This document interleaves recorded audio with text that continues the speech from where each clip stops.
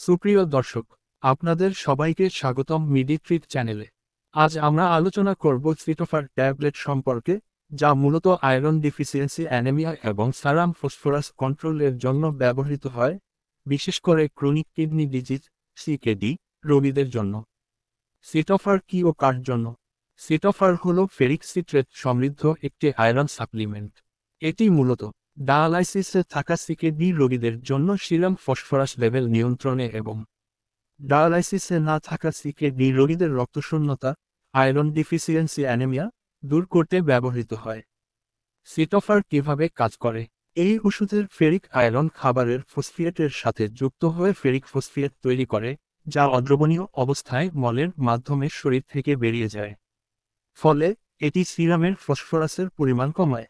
শরীরে প্রবেশের পর ফেরিক আয়রন ফেরাস আয়রনে রূপান্তরিত হয়ে হিমোগ্লোবিন গঠনে সহায়ক ভূমিকা রাখে। ডোজ ও ব্যবহার বিধি।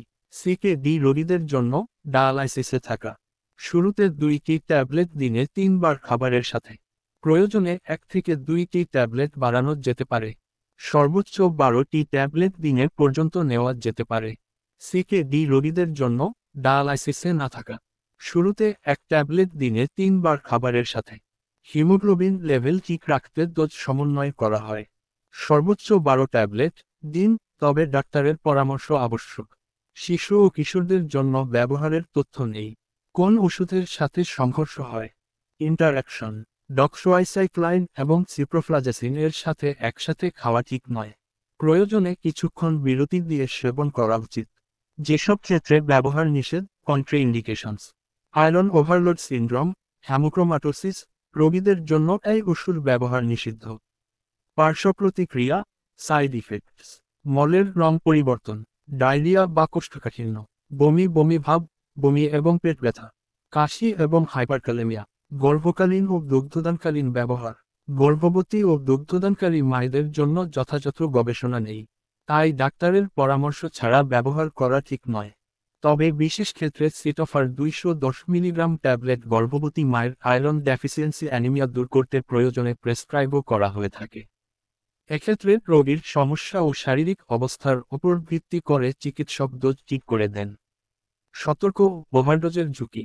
অতিরিক্ত আয়রন গ্রহণ করলে শরীরে জমে যেতে পারে। 6 বছরের কম বয়সী শিশুদের জন্য মারাত্মক বিষক্রিয়ার কারণ হতে পারে। ওভারডোজ হলে দ্রুত ডাক্তার বা হাসপাতালের পয়জন কন্ট্রোল সেন্টারে যোগাযোগ করুন। সংরক্ষণ বিধি। 30°C নিচে, শুকনো ও আলোবিহীন স্থানে রাখুন। শিশুদের নাগালের বাইরে রাখুন। শেষ কথা: সিটোফার একটি গুরুত্বপূর্ণ আয়রন সাপ্লিমেন্ট, তবে ডাক্তারের পরামর্শ ছাড়া গ্রহণ করা উচিত নয়। বিশেষ করে প্রেগন্যান্সি ও ডায়ালাইসিস রোগীদের ক্ষেত্রে সাবধানতা জরুরি। ভিডিওটি উপকারী মনে হলে লাইক দিন, কমেন্ট করুন এবং মিডিট্রিট চ্যানেলটি সাবস্ক্রাইবও করতে ভুলবেন না। ধন্যবাদ সবাইকে। মিডিট্রিট এর সাথে থাকুন।